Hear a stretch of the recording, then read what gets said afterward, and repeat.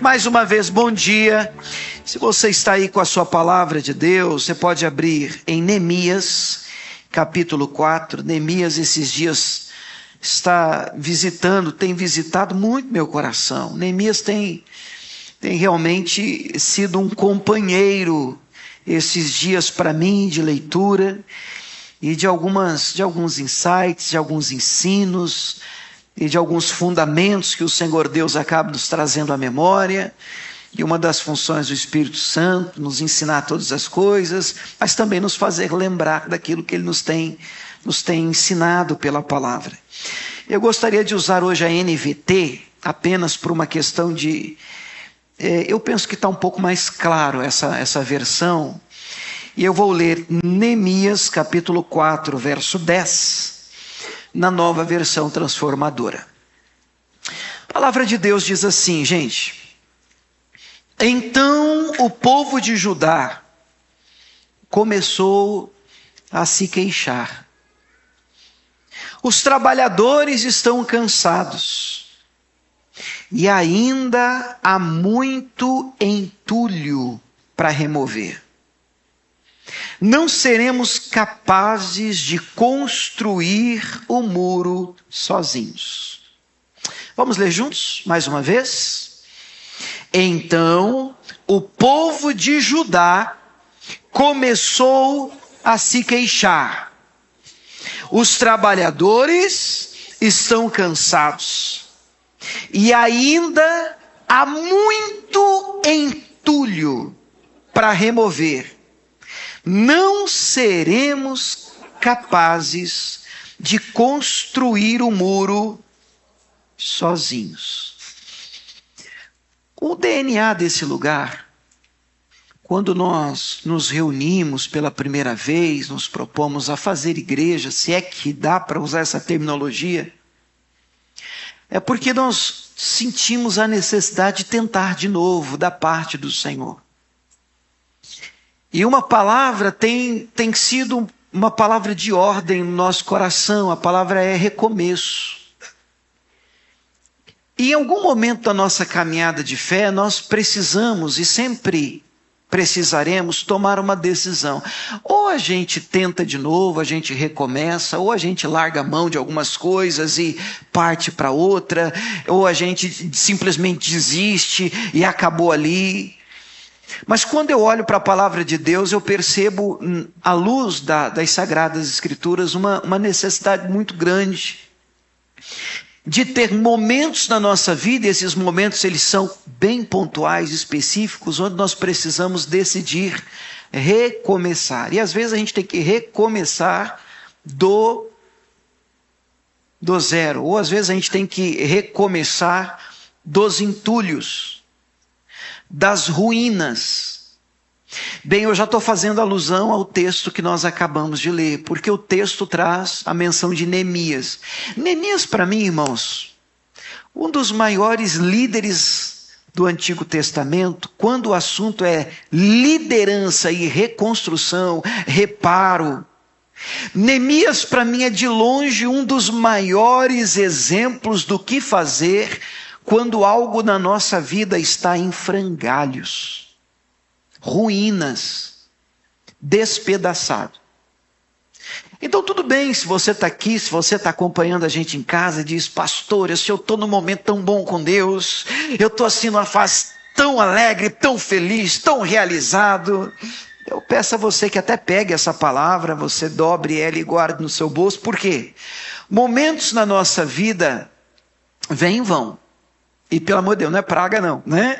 A única coisa que não passa, as palavras do Senhor, o próprio Cristo disse: somente as minhas palavras não passarão. O resto tudo passa. Isso pode alegrar o seu coração no sentido de que não tem tempo tão ruim que não passe. Então, você está passando por um momento difícil, vai passar. Você pode dizer amém? Mas também tem outra verdade aqui. Você pode estar na melhor fase da sua vida, calma lá, queridão. Porque as coisas mudam.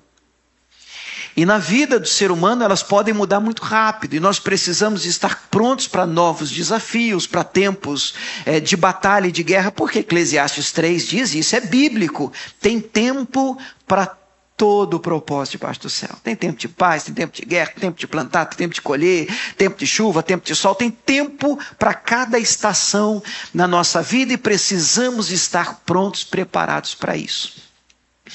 À luz de Neemias, eu não sei se você conhece esse personagem, mas vale a leitura do livro. Neemias era copeiro de um rei chamado Artaxerxes. Olha que nome bonito para você que está grávida. E ele era copeiro do rei da Pérsia. A Pérsia já era um império que tinha conquistado o anterior, o Império Babilônico. Este tinha acabado com Israel e levado cativo o povo. E é dentro desse contexto que acredita-se, inclusive, que Neemias tenha nascido em cativeiro, porque o cativeiro durou 70 anos. E Neemias, ele é copeiro desse rei, era um cargo de confiança. O que o copeiro fazia? Ele comia, ele bebia a bebida do rei, com o propósito de saber se não está envenenado. Então esse é um negócio muito interessante. Vem aqui, dá aqui, bebe, come, não caiu, não morreu, não. Então tá bom, então eu vou comer. Esse aqui era a função do copeiro. Era um cargo de confiança, o copeiro do rei. E Neemias está trabalhando no palácio. Neemias, ainda que dentro desse contexto, ele está comendo da comida do rei. Ele está bebendo da bebida do rei. O que eu estou querendo dizer com isso é que, à luz do seu próprio eu, Neemias está bem. Ainda que exilado, ainda que dentro de um contexto em que eles foram transportados para fora da sua terra. Mas ele está comendo bem, ele está morando no palácio, para ele está tudo bem. E é dentro desse contexto que nasce no coração desse servo de Deus o que a gente entende ser um chamado. E Deus o levanta, Deus o chama para uma obra de reconstrução literal. Ele é usado pelo Senhor para reerguer, reconstruir, reparar os muros de Jerusalém que estavam destruídos.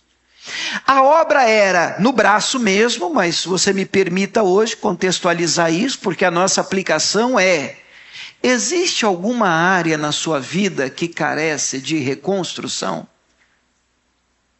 Tem alguma coisa na sua vida em que você olha, ou já passou por isso? Você sabe o que é você sentar, colocar a mão na cabeça e, meu Deus, e agora? O que é que eu faço quando o mundo desaba na minha cabeça? O que eu faço quando aquilo que eu vi de pé, eu vi funcionar, eu vi dar certo, eu amei, está em ruínas ou ruindo? Vale a pena o esforço para reconstruir, para tentar mais uma vez, para colocar novamente esses tijolos no lugar? O texto diz, e eu leio mais uma vez, Neemias 4:10, o povo de Judá, povo que estava na obra, e a gente está adiantado aqui no texto, o povo começou a se queixar, uma queixa interessante. Eles se queixavam da seguinte maneira: olha, os trabalhadores estão cansados, porque reconstruir, cansa. Algumas pessoas que mexem com obra, inclusive, né, com construção, eu particularmente eu não entendo disso, mas tem gente que diz assim para mim, já me disseram, pastor, é muito melhor você começar do zero, você não ter nada e você construir alguma coisa, do que você ter que reparar, do que você ter que reformar, do que você ter que reconstruir, do que você ter que partir de entulho. Você vai ter que partir de coisa que um dia existiu, não existe mais, aí você tem que aproveitar um pedaço, outro pedaço não dá para aproveitar, então os trabalhadores estão cansados. E aí o texto diz exatamente isso, e tem muito entulho para ser removido. Eu acho que essa frase merece uma atenção nossa nessa manhã. Às vezes, irmãos, o que atrapalha muito e cansa a obra na nossa vida de restauração, sabe, de reconstrução, de reparos que precisam ser feitos, são os entulhos que precisam ser removidos. Tem muito entulho no coração, na alma, na mente, os pensamentos, emoções, sentimentos. Eles vão ser confrontados à luz das Escrituras. E a gente precisa parar e dizer assim, peraí, isso aqui tem proveito na minha vida? Ou isso aqui faz parte de uma coisa que um dia deu certo e não cabe mais? Ou será que isso aqui fez parte de um muro que um dia esteve de pé e hoje está no chão? E aí eu preciso tomar uma decisão, vale a pena levantá-lo, repará-lo?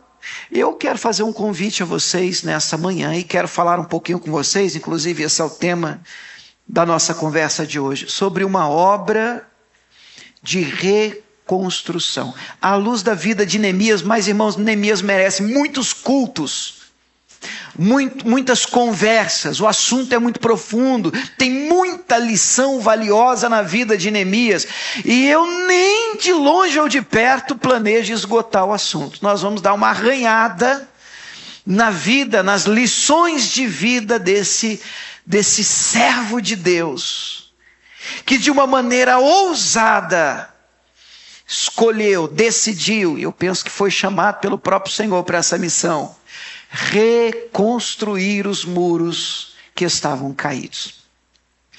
E eu penso que essa chamada, guardadas aí as devidas proporções, ela também se estende a cada um de nós. Em algum momento da nossa vida, nós seremos chamados a uma decisão.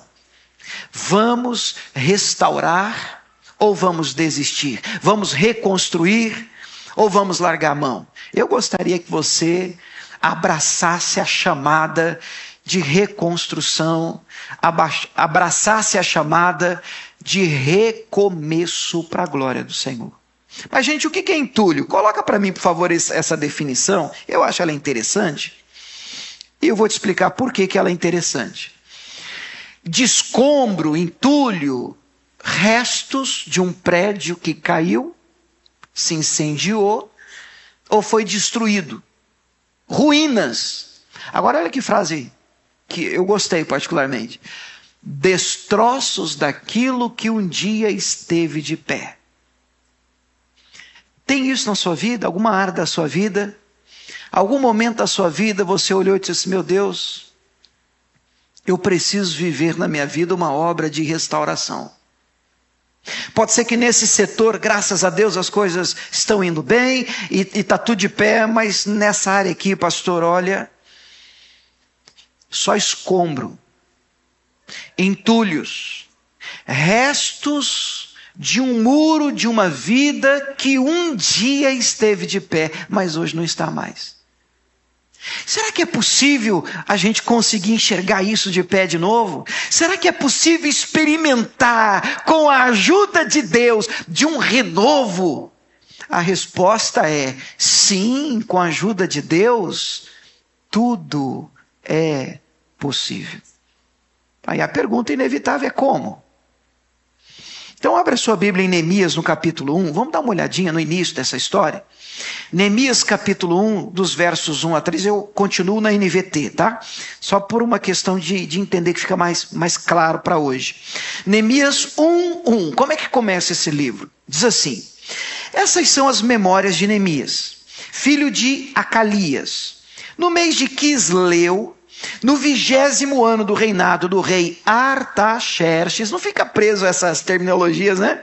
Eu estava na fortaleza de Suzã, e Anani, um dos meus irmãos, veio me visitar com alguns homens que haviam chegado de Judá. Depois eu vou pedir no final da mensagem para você gravar essa informação aqui. Mas lá no final da mensagem, ele veio me visitar, lá de Judá. E eu perguntei-lhes a respeito dos judeus que haviam regressado do cativeiro e da situação de Jerusalém. Eu perguntei aí como é que está lá. E eles responderam, olha, as coisas não vão bem para os que regressaram à província de Judá. Eles estão passando por dificuldades, estão passando também por humilhações. O muro de Jerusalém foi derrubado e as suas portas foram destruídas pelo fogo. A notícia nada agradável cai no colo de Neemias como uma bomba, e agora ele tem duas opções. Escute isso, isso é importante. Ele pode ouvir essa notícia e entrar aqui, sair aqui, acontece com muita gente, do tipo, isso não é problema meu, eu estou bem, estou morando no palácio, estou comendo a comida do rei, a bebida do rei. Se eles não estão bem lá, as coisas estão em ruínas lá, e a vida deles está em frangalhos lá, problema deles, eu não estou nem aí com isso. É um tipo de reação, e digo, triste reação, principalmente na vida daquele que se diz de Deus. Agora, ele pode ter uma outra reação, e graças a Deus foi a que ele teve, e é que eu quero plantar no teu coração. A reação que faz com que a gente se importe. A reação que faz com que a gente se incomode a tal ponto que a dar importância àquilo que nós acabamos de ouvir, mexe conosco num nível a ponto de você ir para a cama, deitar, levantar, comer, viver, e você ficar pensando, Deus, eu preciso fazer alguma coisa a respeito daquilo que eu ouvi.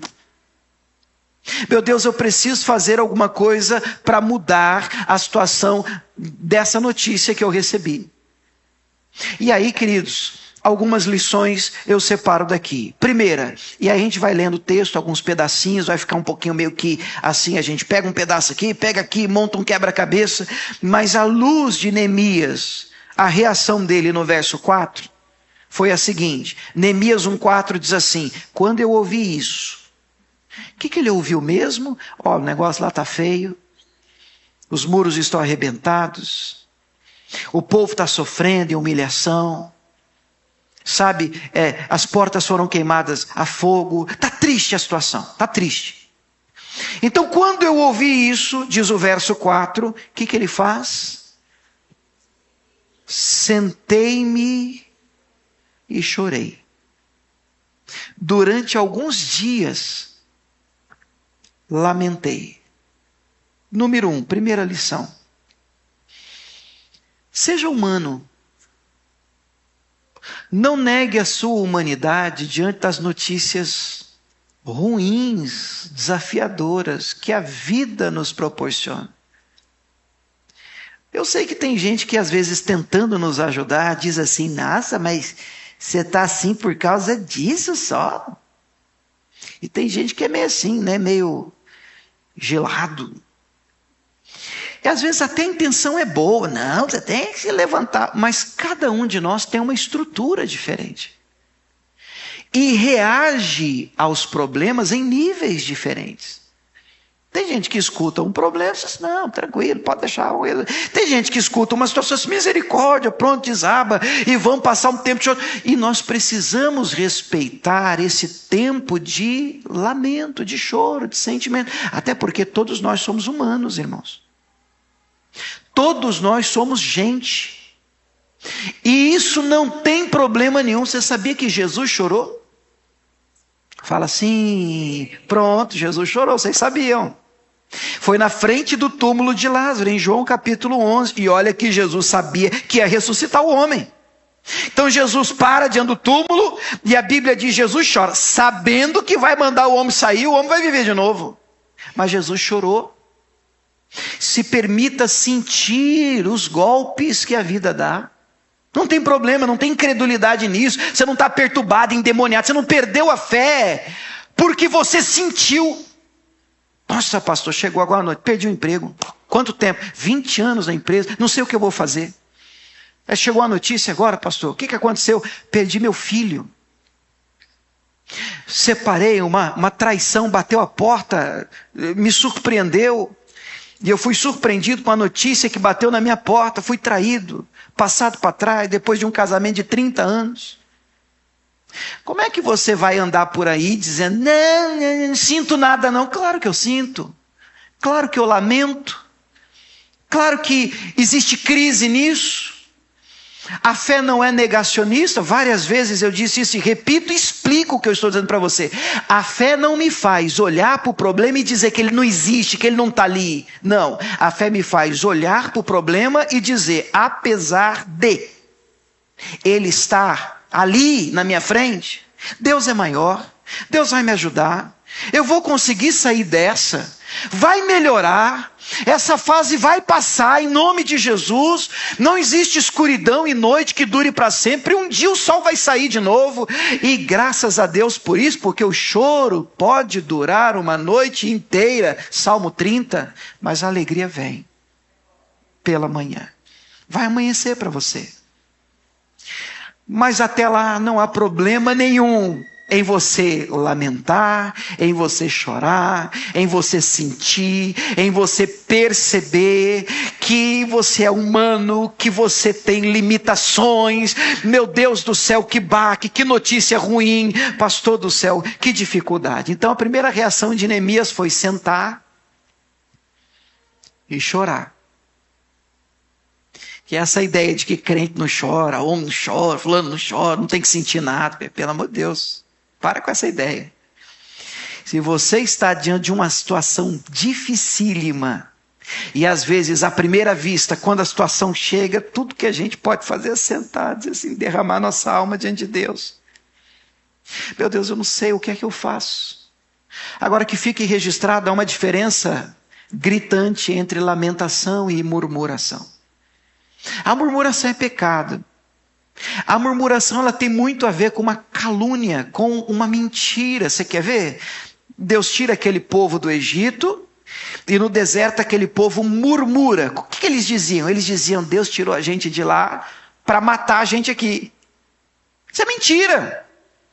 Como é que Deus tira, liberta do Egito, abre o mar, opera maravilhas extraordinárias para morrer? Isso é mentira, Deus nunca disse isso. Eles não tinham base para dizer isso. Isso é murmuração. A murmuração faz com que a pessoa esteja domingo na igreja dizendo, pai, eu te amo, e na hora que ela vira as costas para lá, assim, não adianta nada, eu sirvo a Deus, minha vida não muda. Isso é murmuração, isso é pecado. A lamentação é diferente. A lamentação é você ir diante de Deus e rasgar o seu coração diante daquele que inclusive já sabe, já conhece o seu sentimento, e em sinceridade você rasga a alma diante dele e diz, Deus, eu lamento esse tempo, eu não entendo, eu não sei o que está acontecendo. Inclusive a Bíblia tem um livro inteirinho sobre lamentações do profeta Jeremias. Inclusive ele é tido como o profeta chorão, de tanto que ele lamentava. E ele não é murmuração, é lamento, é rasgar o coração diante daquele que pode te ajudar a fazer alguma coisa por você. Agora, cá entre nós, tem uma segunda lição aqui que o texto apresenta. Número 2, só lamentar, só chorar, só sentir, só se queixar, não vai resolver. Não vai mudar. Você vai precisar fazer alguma coisa a respeito. Mais cedo ou mais tarde, com todo respeito à sua dor, você vai ter que decidir sair desse lugar. Inclusive o próprio Deus disse isso para Josué, em Josué 1, você lembra? Deus disse assim, olha, Moisés, meu servo, é morto. Mas que Deus gelado. Não, a Bíblia estipula um tempo de luto, de sofrimento, de dor, de choro, tempo de rir, tempo de chorar. Mas o Senhor está dizendo, existe um momento em que você é desafiado a dizer, agora eu preciso me erguer, eu preciso me mexer, eu preciso me mover, eu preciso decidir sair desse lugar de dor e sofrimento. Eu preciso fazer alguma coisa com esses entulhos. Não adianta eu ficar olhando para aquilo que um dia esteve de pé e agora está destruído diante de mim. E agora? E choro. Tudo bem, choro. Eu sinto, eu choro. E agora? Agora o texto diz, no verso 4 ainda, Neemias 1:4. Quando eu ouvi isso, eu sentei-me, eu chorei. Durante alguns dias eu lamentei. E agora, o que diz? Jejuei e orei ao Deus dos céus. Jejuei e orei ao Deus dos céus. E aqui eu abro um parênteses, porque nós estamos lendo um texto do Antigo Testamento. Eu estava conversando com os nossos irmãos aqui, os colaboradores, nossos irmãos que servem, sobre um perigo que tem se infiltrado na igreja de Cristo. Não estou falando nesta igreja, estou falando numa igreja num contexto geral, chamado teologia liberal. O que é isso? É aquela teologia que apresenta assim um meio termo entre uma ortodoxia, um evangelho rígido, antigo, as colunas primárias do evangelho, e assim, pastor, sabe, a incredulidade, o ateísmo. Deixa eu explicar melhor. Algumas pessoas acreditam ser possível servir a Deus do meu jeito.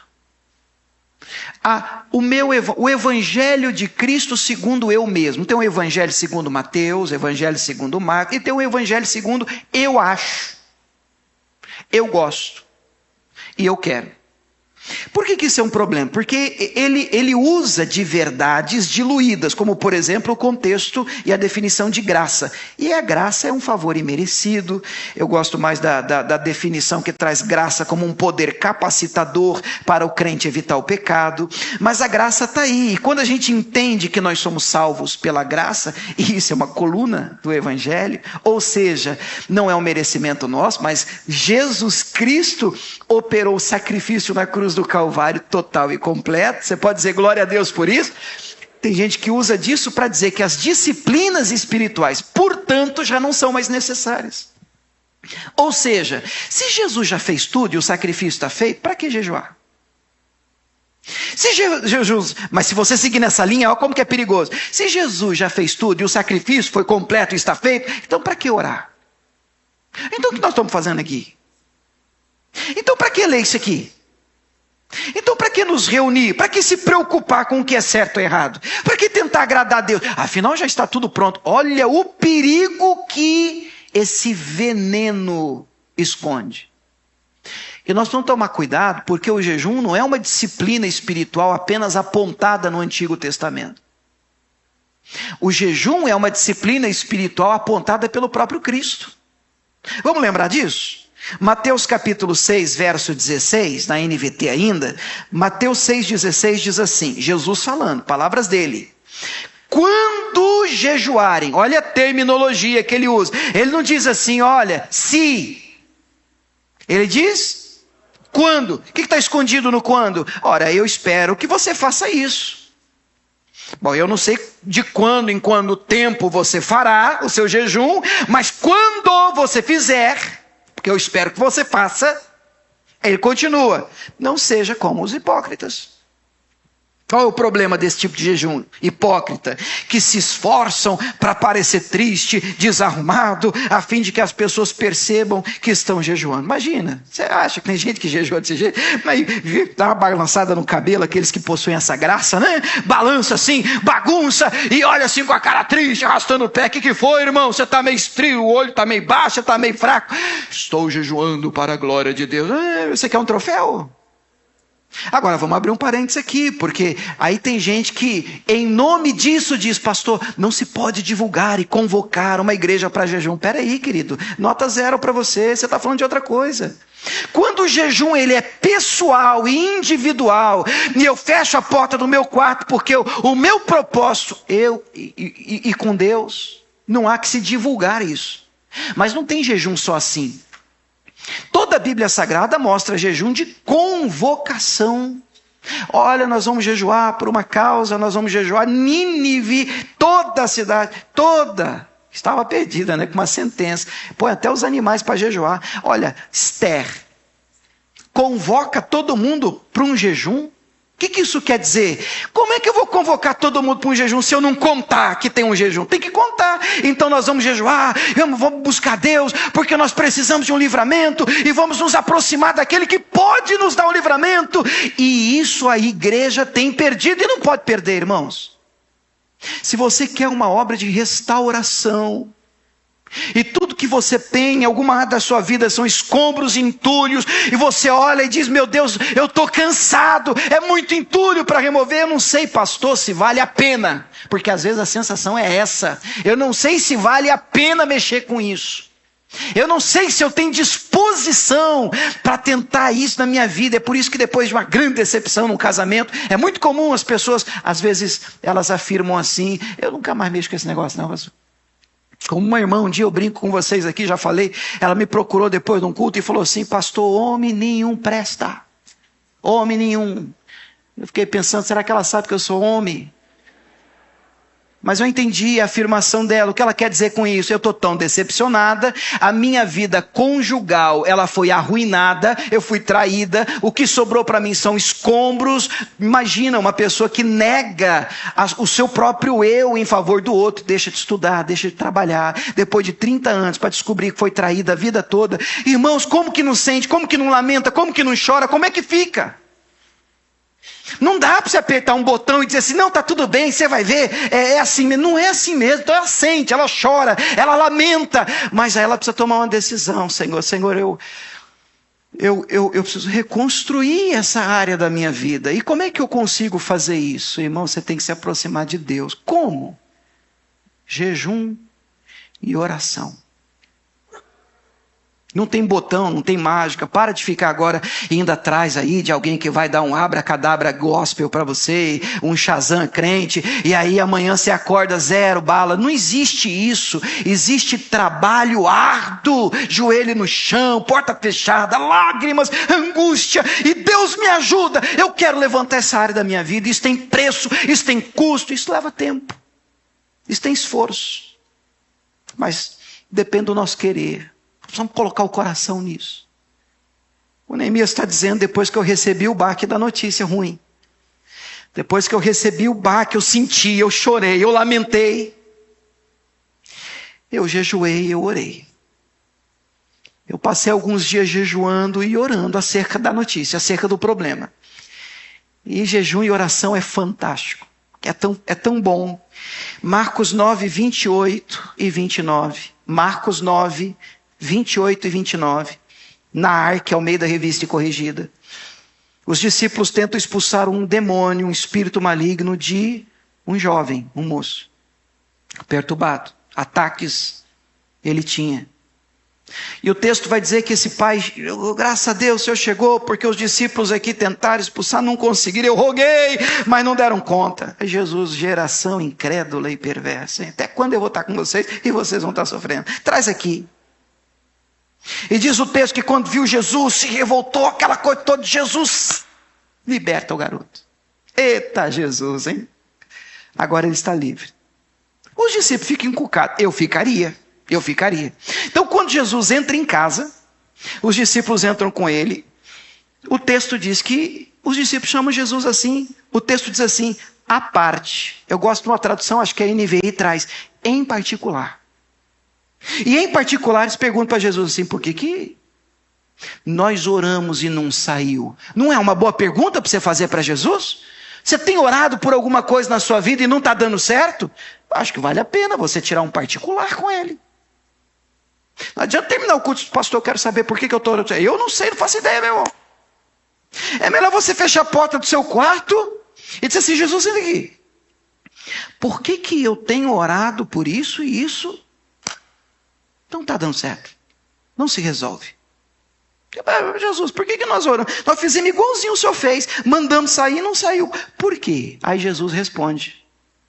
Olha o verso seguinte, o 28. 29, né? Essa casta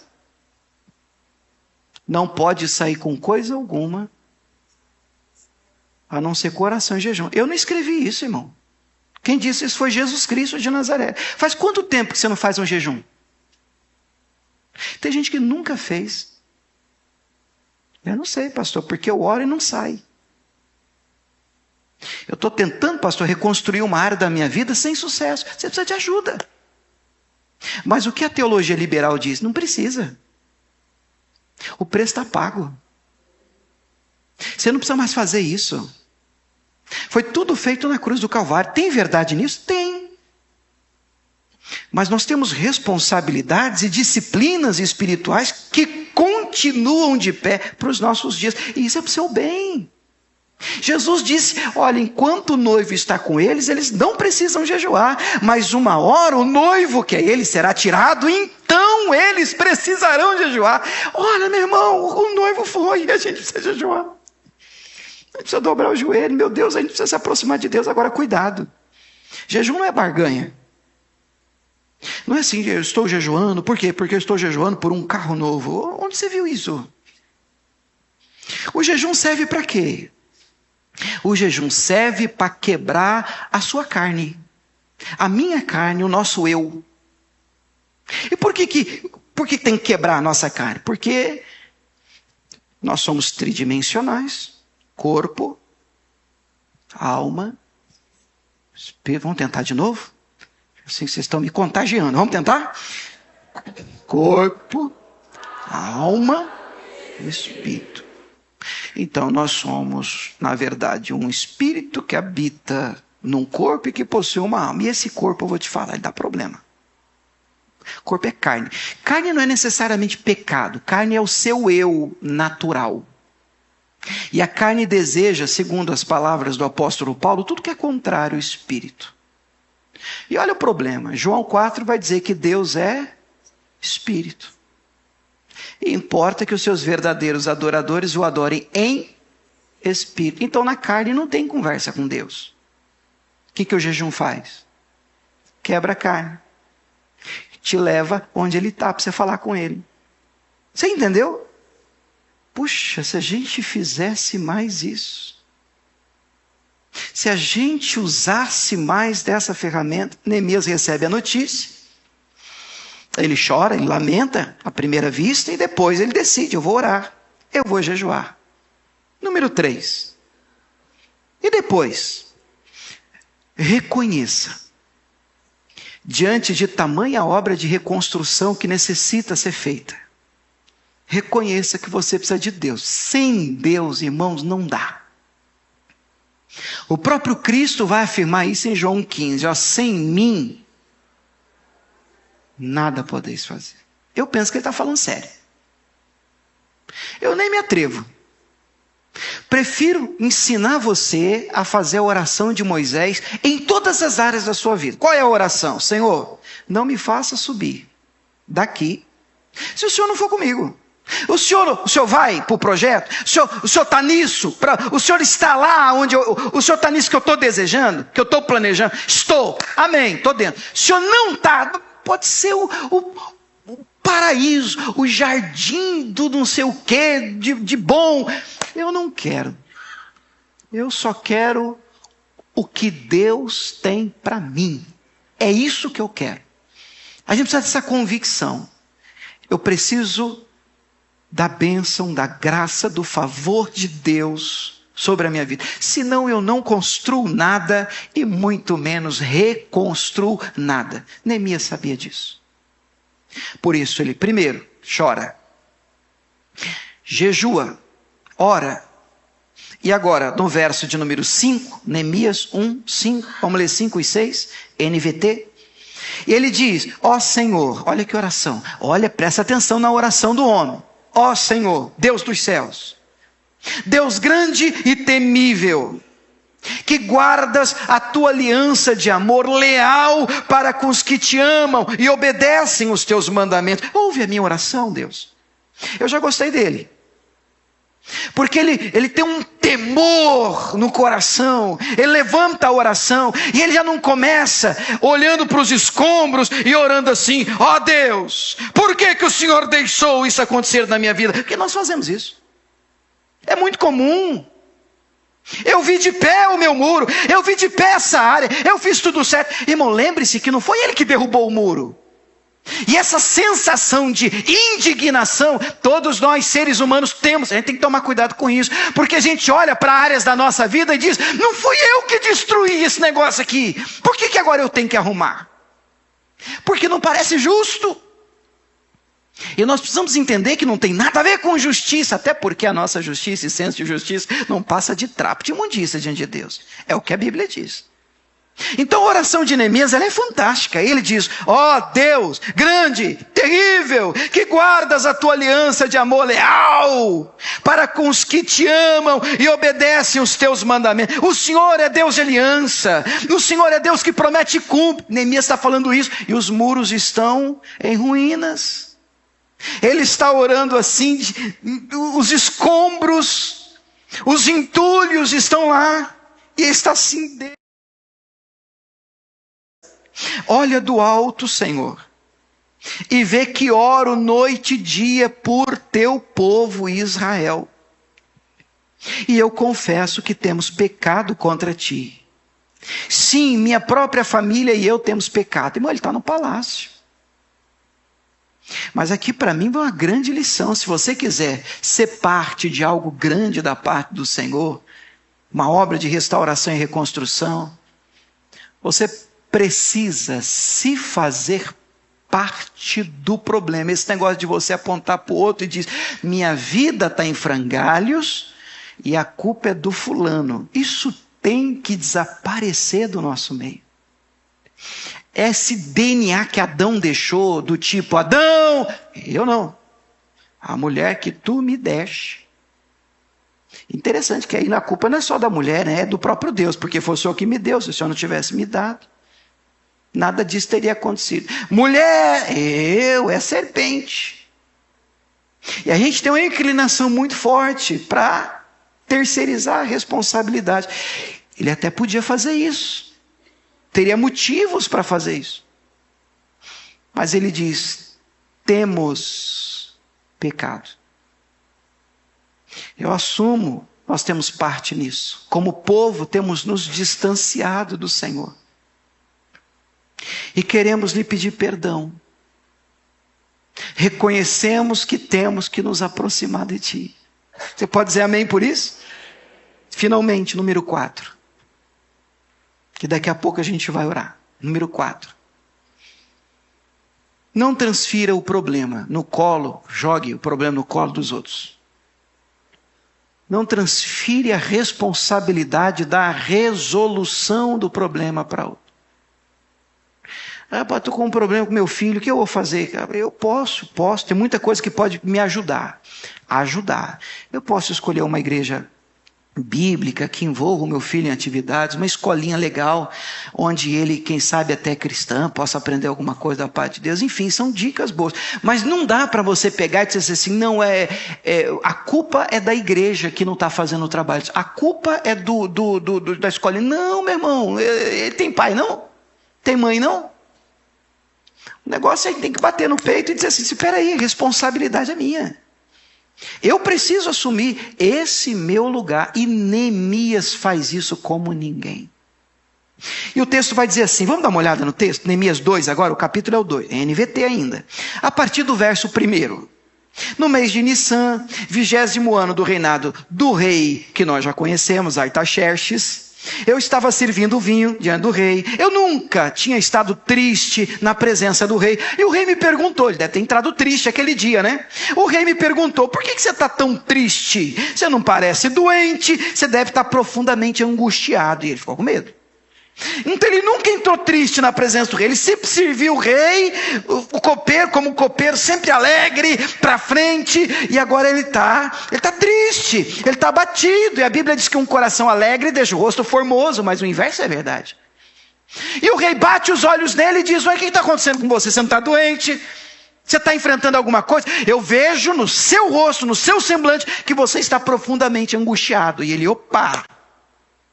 E aí então, no verso de número 3, ele aproveita a deixa. E ele responde, que o rei viva para sempre. Era a saudação da época. Como o meu rosto não estaria triste, não pareceria triste? A cidade onde os meus pais estão sepultados, os antepassados estão sepultados, ela está em ruínas. As suas portas foram destruídas pelo fogo. Como é que eu vou ficar feliz, pastor, lá em casa? Está tudo caindo aos pedaços, a minha família. Como que isso não mexe? Como eu não vou ficar triste, rei? Está tudo destruído, a terra dos meus pais. E aí o verso 4 vem a oportunidade. O que você deseja que eu faça? O rei pergunta, a porta abre. E a minha oração, irmãos, é que essa semana, Deus crie oportunidades de recomeço para você, sabe, em áreas da sua vida, mas se você que está disposto, não é aquele negócio que, eu quero o negócio pronto, o pacote pronto, eu quero fazer nada, pastor, então, não tem jeito para você não, meu filho, você tem que parar com isso. Você tem que ir para outra vertente. Meu Deus, eu vou fazer a minha parte, mas me dá só a chance, a oportunidade, abre essa porta, me dá a deixa. E o rei disse, o que você quer que eu faça? O que eu posso fazer por você? Perguntou o rei. Então depois de orar ao Deus dos céus, no verso de número 5, eu respondi. Presta atenção na resposta de Neemias.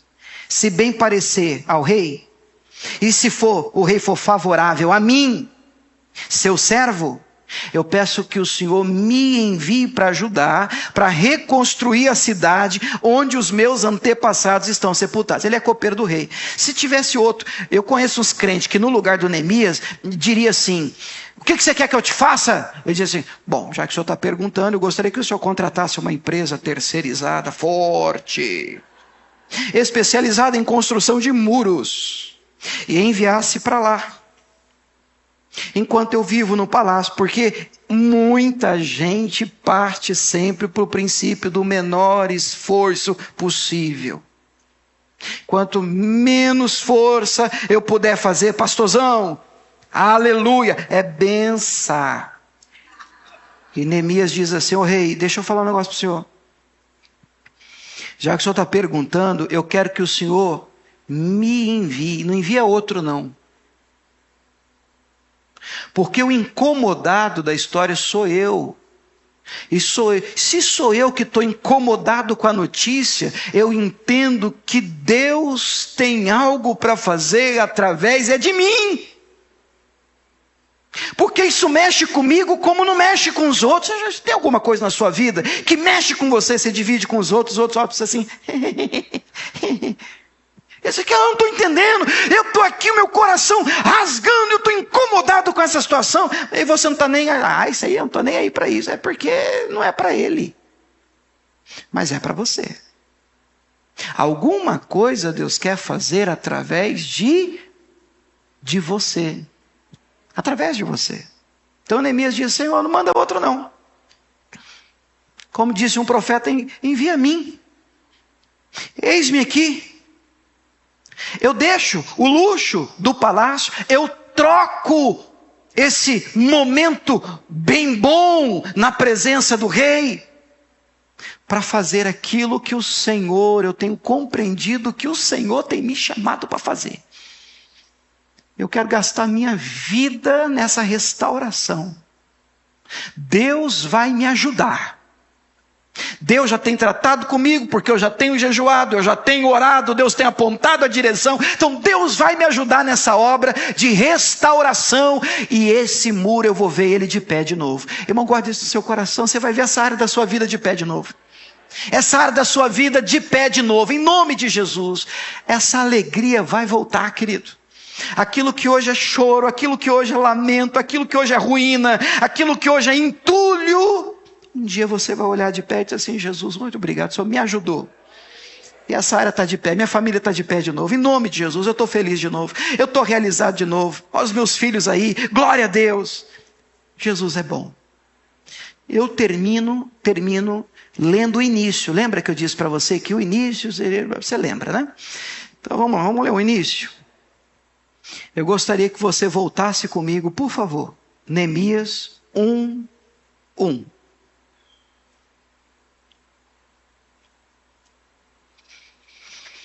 Neemias 1:1, NVT. Estas são as memórias de Neemias, filho de Acalias, verso 2. Anani, um dos meus irmãos, veio me visitar com alguns homens que haviam chegado de Judá, e eu destaco essa frase aqui, presta muita atenção, nós estamos terminando. E eu perguntei-lhes a respeito dos judeus que haviam regressado do cativeiro, da situação de Jerusalém. Tudo começa com uma pergunta. Eu particularmente, eu faço muito isso. Mas perguntar é perigoso. Vou explicar. Sabe quando você passa por alguém? E aí? Como é que você está? Normalmente a gente faz isso por educação. E o que a gente espera ouvir? Tudo bem. Mas quando você pergunta como é que você está, pode não vir tudo bem. Pode vir uma resposta diferente, como essa que veio para o Neemias. O negócio está feio. A coisa está complicada. Os muros estão assim, o povo está sofrendo, o pessoal está envergonhado, nós não sabemos o que fazer. E agora? Agora você se tornou responsável. Agora você tem que tomar uma decisão. Você pode fingir que não ouviu, virar as costas e continuar vivendo do jeito que você sempre viveu. Ou você pode ouvir e dizer assim: puxa, e o que eu posso fazer por você? Porque agora, meu irmão, agora você pode entender na resposta do você está bem, está tudo bem com você, você pode entender que Deus está jogando no seu colo a responsabilidade, te responsabilizando. Deus está pedindo a você que faça alguma coisa, claro, dentro daquilo que você puder fazer, dentro daquilo que lhe é possível. Mas perceba que indiferente, continuar dormindo do mesmo jeito, depois de você ouvir o que você ouviu, vai ficar difícil. Porque essa resposta à sua pergunta, e dela, pode nascer um ministério na sua vida. Um chamado de Deus para você. Essa pergunta: e aí, tudo bem? Como é que está lá? Como vai a sua família? Como estão seus filhos? Como é que está a igreja? Alguma coisa pode vir aí e daí nascer uma missão divina da parte de Deus sobre a sua vida. E se nascer, abrace. Bom, meu pedido como pastor a você é esse. Abrace, receba, ore, jejue, regace as mangas, que Deus, eu percebi nessa resposta que me incomodou, mexeu comigo, me balançou por dentro, e o Senhor tem me separado para fazer alguma coisa a respeito. Que Deus use muito a sua vida. Que Deus use muito a nossa igreja. Que esse seja um lugar não apenas de um ajuntamento aos domingos, mas que você, ao cruzar aquela porta durante a semana, que o Senhor lhe dê oportunidades de ser bênção na vida dos outros, que Ele abra oportunidades para que você levante aquilo que foi destruído, que Deus te ajude, que Deus te dê graça, em nome de Jesus de Nazaré. Vamos aplaudir esse Deus, Ele merece. Aleluia!